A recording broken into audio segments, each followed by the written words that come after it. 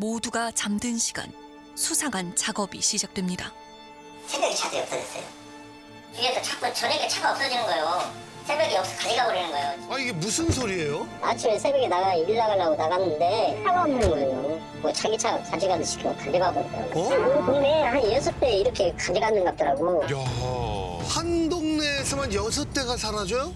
좋은 차들만, 뭐 1억 9천, 2억대 이런 차들만 갖고 훔쳐가는 거 같아 지금. 수많은 없어지는 것이 지금. 전북 일대를 발칵 뒤집어 놓은 차량 연쇄 실종 사건. 지금 대충 봐도 300억대, 400억대 되는 차인데 지금. 그게 지금 우리가 생각하는 300억이 아니고 우리가 차이 그럴 수 있고. 예, 못 가져가게 차를 이렇게 막아놔 버렸거든요. 쫓는 자와 막는 자, 그리고 이 사건을 주도한 설계자. 과연 베일에 가려진 설계자는 누구일까요? 오늘도 밤을 잊었습니다.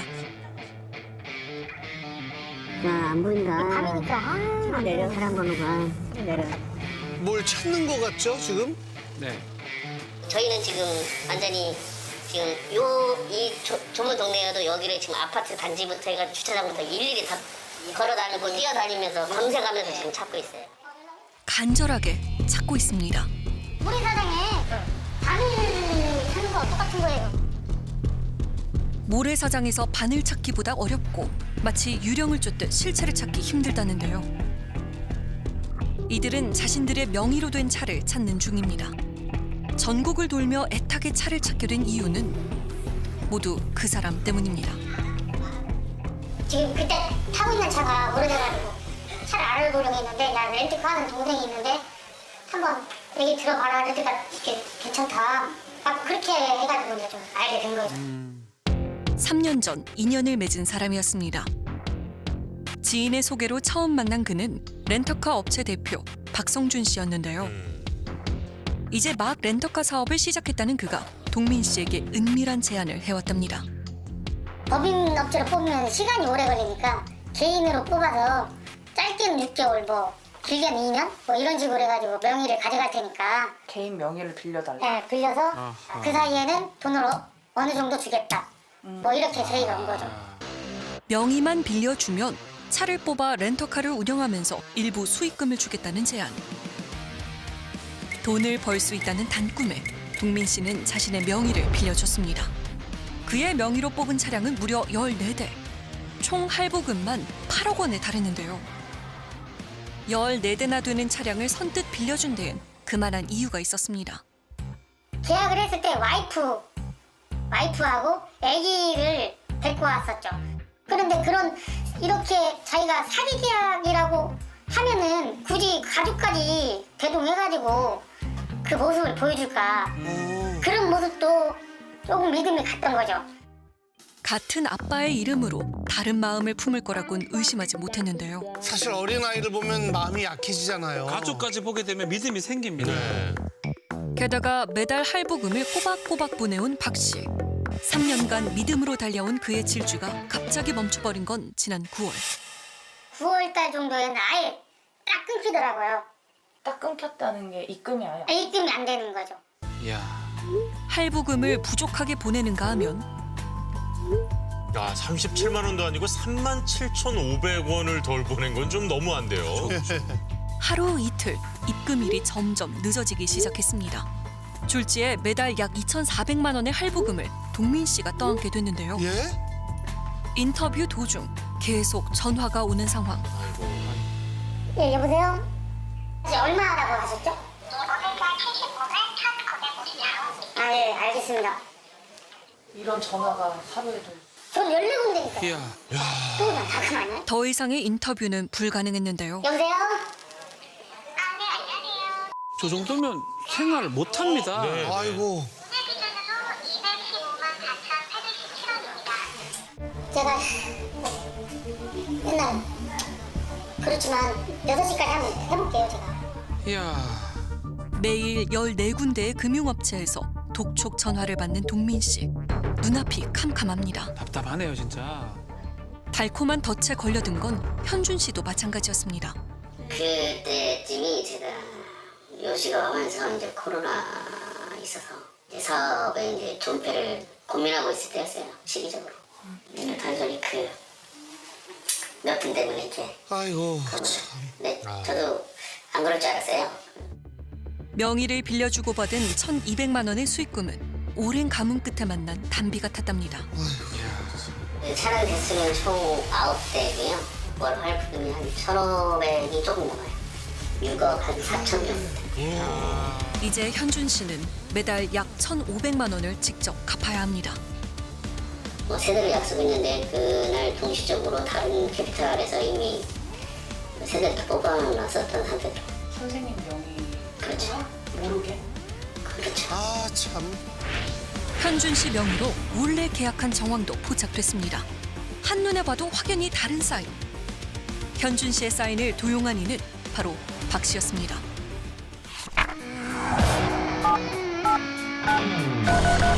살면서 이런 억울함도 없답니다.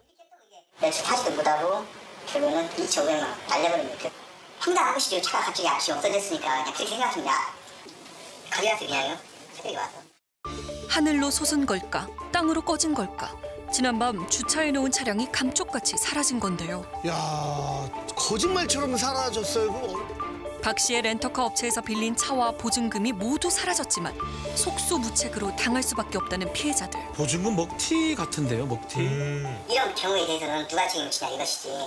저희들 입장에서는 누구든지 간에 책임을 물어야 한다 이렇게 생각해요. 피해자들 사이에선 박 씨와 박 씨의 관련 인물들이 돈 되는 차량을 수거해 간다는 소문이 파다합니다. 저거 가는구나. 차량 실종 사건의 다음 피해자가 될까 두려운 정훈 씨. 차를 못 가져가게 아예 저렇게 막아놨어요. 이게 새벽에 없어질 수도 있잖아요. 렌터카 보증금 3천만 원을 지키기 위해선 마지막 남은 이 차를 필사적으로 지켜야 한답니다. 야, 이게 뭡니까 정말?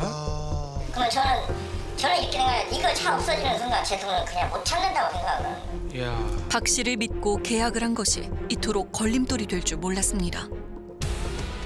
유려한 언변과 특유의 친절함으로 박 씨에 대한 입소문은 빠르게 전국 각지로 퍼져나갔습니다. 서재상은 순진하게 생겼고 어리지도 나이가 사기꾼 같지는 안 생겼어요. 좀 자취도 잘 사는 줄 알았어. 다 혹시 영수증도 입고 다니고. 화려한 겉모습에 사업 수완도 좋아 보였는데요. 허세? 명품을 좋아하긴 했어요. 또 어디서 홀리는 걸 별로 안 좋아했어요. 무엇보다 고객들의 마음을 무장해제시킨 영업 무기는 바로 차 렌트료가 엄청 싸잖아요. 비교를 할 수가 없어요. 훨씬 싼 게 거저죠, 거저. 주워오는 거죠, 주워오는 거. 너무 돈이 파격적이어서 그냥 믿고 탔죠, 저는. 명의자들에게 줄 할부금에 문제가 생길 무렵 박 씨는 렌터카 운전자들의 주머니를 노리기 시작했답니다. 한 달 그 렌트비를 먼저 달라고 하더라고요. 저 그때도 좀 이상하게는 생각했어요, 저도. 돈을 벌써 이렇게 얘기할 상황은 아닌 것 같은데 조금 의심을 했는데 저한테는 2년이라는 시간이 있으면서 그동안에 뭐 실수하거나 뭐 장난치거나 이런 게 전혀 없었기 때문에 가게 눈 넣다가 생각하면 잠을 깬다 이거 진짜 어린 놈만 진짜로. 네? 뜯어먹고 싶다 뜯어먹고 싶다 진짜로. 지난 3년간 박 씨는 다른 이들의 명의로 약 200대 이상의 차를 뽑아 수익을 올린 걸로 추정됩니다. 피해 금액은 파악된 것만 120억, 300억까지 추산하고 있는데요. 아이고. 추천과 소개로 거미줄처럼 이어진 피해자 수는 상상을 뛰어넘을 것이라는 이야기도 흘러나옵니다. 야, 혹시 주변에서 피해 보신 분들면 몇 분 정도? 제 주변에 한 20명 돼요. 그러니까 시대의 상급이지. 지금 대충 봐도 뭐 300억대, 400억대 되는 판인데 지금 대충 피해자만 나오는 게 500명이 넘는다. 아이고, 세상에. 주당 3천만 원씩 하자면 그 돈이 얼마입니까? 어마어마한 돈이지. 이게 이놈이 계획적으로 했다는 게 증거예요. 처음부터. 박 씨가 작성했다는 고객 리스트, 고객 정보와 함께 성격까지 기록해뒀는데요. 자기 중심적, 많이 까탈스러운 이거 뭐 블랙리스트 아닙니까? 입금 자람까지 기록을 했네요. 고객 이름 옆에 치열한 계산의 흔적들도 있습니다. 수익과 손실을 계산기 두드린 거 보니까 계획적인 것 같습니다. 피해자들의 직업도 다양했습니다. 식당 사장님부터 치과 원장, 건설사 회장님까지 그의 명부에 이름을 올렸는데요. 그리고 고객 리스트에는 뜻밖의 피해자들도 있었습니다. 존재만으로도 왠지 무서운 이 고객님들. 조폭들도 다 깡패들도 지금 결국에는 다 눈탱이 맞으면 강제 주통을 맞아버린 것이죠. 아니 저런 분들도 피해를 입었다고요? 저분들이 피해 볼 분들이 아닌. 그러니까요. 사기꾼이 사기를 치는 데 있어서 이 사람 핏발하고 야 죽게 만들었는데 뭐가 무섭겠어요. 현직 조폭과 은밀히 접선을 시도해봤습니다. 정말 제가 오길 형사들 그러니까 개인적으로 이렇게 일반 분들이 보시기에는 우리같이 이렇게 문신 많고 그래서 소위 말하는 건달 까졌다는 놈들이 사람들 등쳐먹고 사람들 한시로 때리고 그런 거 살 것 같죠? 우리가 더 많이 당해요. 저렇게 옷을 올리면 좀 무서워요. 위협적이잖아요. 아, 제작진들 우리 괜찮았나 모르겠네요. 예. 그 전주 조폭들 중에서 안 당한 사람은 또 맞아요. 제가 아는 놈만 20명 넘어요. 아주 상당히 이게 가늠이 안을 정도의 피해가 많아요. 제가 모르는 것도 좀 많고 저 때문에 저는 190 받아요. 거짓말 좀. 이미 전주 조폭들 사이에서 유명하다는 그 이름. 박 씨는 조폭 우두머리에게도 사기를 쳤다는데요. 야, 대단하다. 진짜 형님한테 죄송하고 형님 그 피해를 빨리 복구해드리도록 노력하겠습니다 하고 핸드폰 들은 순간 경찰 그러면 갑자기 얘가 얘기 잘하다가 저 살려주시라고 왜 그러시냐고 저한테 납치 감금 없이 사건하고 경찰은 얘가 또 잘못했다 하든 왜 네가 나를 감금을 해서 살렸다 감금을 하고 협박을 하냐 빨리 놔줘라 그럼 또 얘는 시구승석하고 야 박 씨의 연기는 이게 끝이 아니랍니다. 거기다 피고 자살해줘도 하고 그게 지금 벌써 10번째 되더라고 지금 혼자 24일 궁지에 몰리는 순간마다 자살 소동으로 위기를 벗어난다는 박 씨. 지금까지 10번이 넘는 그의 연극에 조폭들조차 두 손 두 발 들었답니다. 이야. 마치 게임을 즐기듯 자신의 손 위에 올려놓고 조폭들을 쥐락펴락한다는 그의 정체는 뭘까? 진짜 궁금해지는데요. 네. 일반인이라고 할 수는 없죠. 뛰는 놈이 나는 놈이 그러는데 그냥 미친놈이죠. 그냥 미친 정신병자죠. 간이 그게 아니라 정신병자. 정신 이상자죠. 걔는.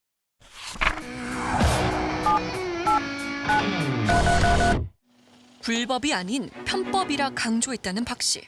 그의 법인 사업장 주소로 가서 직접 확인해 봐야겠습니다. 비워둔 지 오래돼 보이는 사업장. 과연 그의 흔적을 찾을 수 있을까? 그런데 구석에서 발견된 한 장의 명함. 렌터카 업체 대표는 박성준이 아닌 이영미. 그녀는 누구일까? 오, 대표가 다른데요? 사업자는 또 입금 내역 받은 사람은 보증금 같은 경우 를 받았어요. 이야.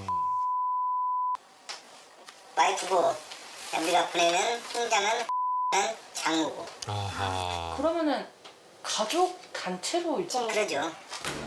법인 대표는 아내. 돈을 받는 통장 계좌는 장모. 이야. 실질적인 운영은 박 씨가 한 것으로 보입니다. 가족이 공모한 건가요, 그러면? 그에게 묻고 싶은 질문도 듣고 싶은 대답도 참 많습니다. 하지만 이야. 취재 내내 그의 입장을 듣기 위해 연락을 시도했지만 그에게서 끝내 답은 오지 않았습니다. 의문만 남긴 채 취재를 이어가던 중 박 씨의 매형과 어렵게 연락이 닿았습니다. 오. 제가 마지막이었어요. 마지막으로 명의를 갖고 차 빌려서 해준 거예요. 저기 제 장모님이라는 사람 있잖아요. 네. 그 사람도 차량 7대 줬어요. 자기는. 그 고모 이모님도 6대 해주고요. 이게 과연 공범자일까요? 공범자인데 자기 명의로 갖다 차를 해줄까요? 가족들한테까지도 왜 그랬을까요? 본인만 알겠죠? 저도 고소를 했어요. 야. 한 3년 좀 넘었어요. 네, 감옥 2번 갔다 왔어요. 그때 깜빡 있었죠. 사기 혐의로 무려 2번이나 구속됐었다는 박 씨. 아 참. 2번의 사기 전과에도 이번 피해를 막지 못한 겁니다. 그에 대한 수사는 제대로 이루어지고 있는 걸까? 안녕하세요. 저 MBC 실화탐사대에서 온 나가는데요. 렌터카 사기 사건 관련해서 여기 실업소득을 했는데 사건가? 정확한 피해 금액이라든가 이런 것들은 저희들이 아직은 필요성이 없어요. 그래서 피해자가 정확하게 몇 명인지도 모르고 피해 금액이 얼마인지도 사실은 특정이 안 되는 거죠. 들어와 봐야만이 아는 사건이 되어버린 거죠. 어떻게요? 형님들은 저를 고소하기에는 쉽지는 않아요. 경찰로 가면 형님 잘못됐으니까요. 그럼 형님들이 질 수밖에 없어요. 아이고 협박하는 거요? 이야. 저는 제가 찾기도 이제 스트레스니까 그냥 갖다 줄게 알아서 그럼 가져가세요.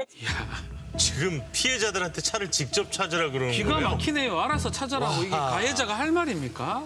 대단합니다. 명의를 빌려줬다는 이유로 피해자들을 오히려 협박하고 있는 박 씨. 캬. 명의 피해자들이 살기 위해선 직접 발로 뛸 수밖에 없는 현실입니다. 기적적으로 차 한 대를 찾았습니다. 찾았어요? 오, 찾았어요. 이제 가져갈 수 있는 건가요? 아니 뭐 찾아서 지금 당장 할 건 없고 그냥 지푸라기라도 잡는 심정으로 돌아다니는 거예요. 전액 변제는 안 되는데 차를 찾지 못하면은 개인회생조차도 할 수 없으니까. 야. 내 차를 눈앞에 두고도 매번 돌아설 수밖에 없답니다. 보증금을 낸 실제 차량 운전자와 합의가 남았기 때문인데요. 아, 못 가져가는구나. 이 사건을 주도한 진짜 가해자는 뒤로 숨고 피해자끼리 차량을 둘러싼 재산 싸움을 시작해야 합니다. 500이라도 좀 드릴 때 차를 좀 반납을 좀 해줄 수 있는가 해서요. 아니 3,000원을 그러는데 500을 주고 반납을 하고. 500이라도 드리면 주실 건지 도움도 안 되는 차 타고 하실 의미도 없잖아요. 어차피 나 차 안 타려고 그냥 박아놨어요. 없애버리 가서 박아놨으니까 누가 됐든 간에 차주가 됐든 간에 누가 됐든 간에 보증금 갖고 오시라고요. 나는 그러면 차 준다고 깔끔하게. 아이러니하게 내가 피의자도 되면서 칼자루를 또 쥐고 있는 사람이 돼버렸더라고요. 다음 주에는 이제 체포하러 오겠죠. 제가 뭐 강간 살인했으니까 저는 그냥 가만히 기다렸다가 그냥 체포 영장 발부되면 기다렸습니다. 가시죠 하면서 가는 거.